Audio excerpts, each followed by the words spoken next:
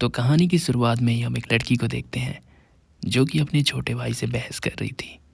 दरअसल उसका प्लान था कि आज अपने फ्रेंड के साथ मूवी देखने का, लेकिन उसका छोटा भाई अपने फ्रेंड के साथ ही मूवी देख रहा था, जिसकी वजह से उन दोनों के बीच में लड़ाई चल रही थी कि आज मेरा टर्न था मूवी देखने का, तुम अपने दोस्त के साथ क्यों आए हो, तुम यहाँ से चले जाओ।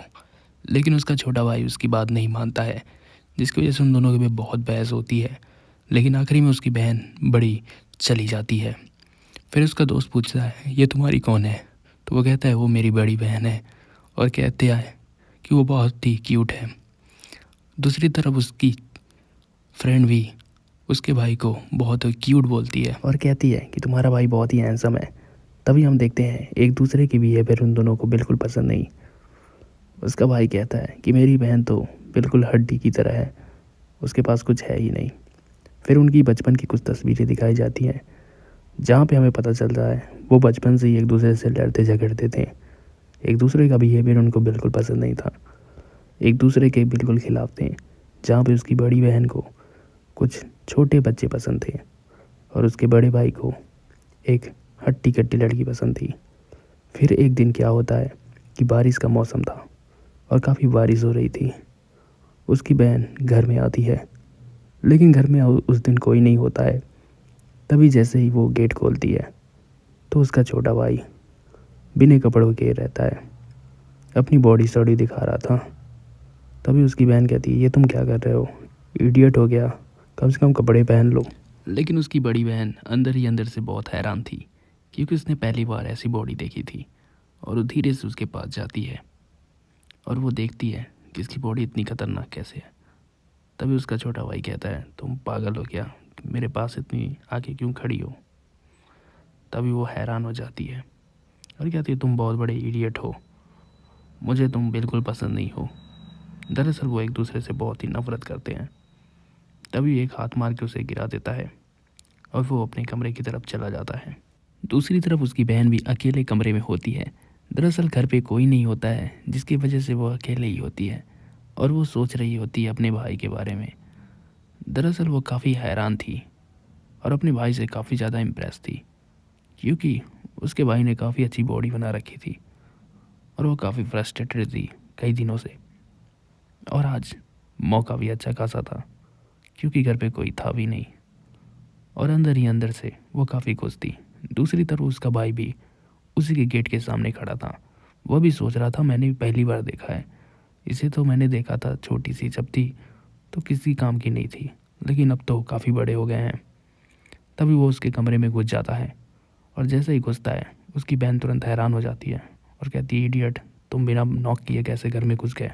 अब उसकी बड़ी बहन काफ़ी छोटे कपड़े पहनी हुई थी और काफ़ी रोमांटिक मोड में थी।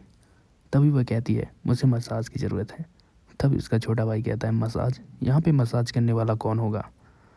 लेकिन तभी उसकी बड़ी बहन कहती है मसाज करने वाला कौन होना चाहिए, तुम हो ना, तुम ही कर दो मसाज।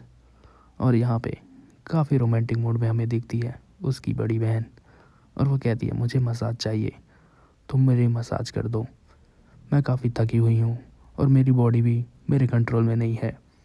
अब ना चाहते हुए भी उसका भाई भी हैरान था।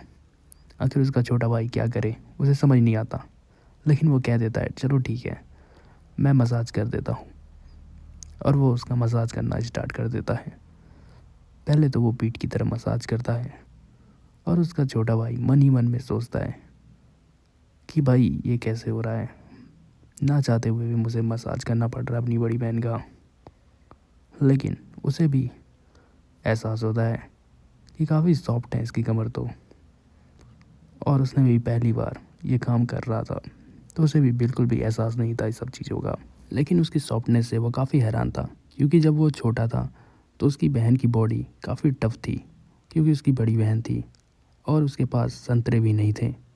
तो वो सोचता है कि इसके संतरे इतने बड़े कब से हो गए, मैं तो जहाँ तक जानता था इसके संतरे थे ही नहीं, और धीरे धीरे ये मेरी टाइप की कब हो गई मुझे पता ही नहीं चला।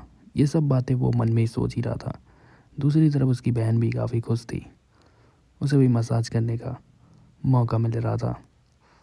अब दोनों मसाज करते करते गलत चीज़ों पे भी टच करना स्टार्ट कर देते हैं। मसाज करते करते उनकी बॉडी में भी गर्मी आ जाती है और वो दोनों स्टार्ट हो जाते हैं। अब धीरे धीरे वो मसाज कर ही रहे थे, लेकिन उनकी हाथ कंट्रोल के बाहर जा रही थी। धीरे धीरे वो अच्छे से मसाज कर रहा था और उसकी बड़ी बहन भी मसाज करा रही थी, क्योंकि इसके में काफ़ी दर्द था। जो आज दर्द ठीक करने वाला था उसका छोटा भाई, और बिल्कुल तैयार था, और धीरे धीरे उसका दर्द वो ठीक कर देता है। अब वो धीरे धीरे मसाज करते करते वो दोनों ही रोमांटिक मोड में चले जाते हैं। धीरे धीरे वो मसाज करते करते वो अपने उसके नीचे रह जाता है और उसका छोटा भाई उसके ऊपर चला जाता है, और दोनों एक दूसरे को देखते हैं। दोनों का मन कुछ और ही करना स्टार्ट हो गया था। यहाँ पे उसके सॉफ्ट पार्ट पे रखता है अपना हाथ और अपने कपड़े उतार करके अपनी बॉडी को चमकाता है और अपनी चीज़ों को भी इस्तेमाल करता है। अब उसकी बड़ी बहन काफ़ी हैरान थी, उसके तो आंसू निकल आए थे ये सब देखने के बाद। दूसरी तरफ उसके मॉम डैड, जो कि स्पेन में घूम रहे थे, वो काफ़ी देर तक दूसरे देश में रहने वाले थे, लेकिन इन लोग को नहीं पता था कि वो काफ़ी दिन के बाद आने वाले हैं। जब ये सब कार्यक्रम ख़त्म हो जाता है तो उन्हें पता चलता है कि मॉम डैड तो अगले संडे को आने वाले हैं, और ये दोनों फिर से अकेले इसी घर में रहेंगे कई दिनों तक। अब दोनों को एक साथ एक रात फिर गुजारनी होगी। अब यही सब सोचते हैं, लेकिन इन लोग को काफ़ी हैरानी थी कि फिर से एक रात कैसे हम लोग गुजारेंगे।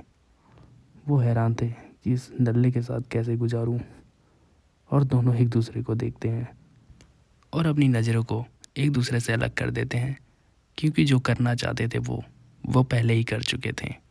अब बचा ही क्या था करने को, जिसकी वजह से ये कहानी यहीं पे समाप्त हो जाती है।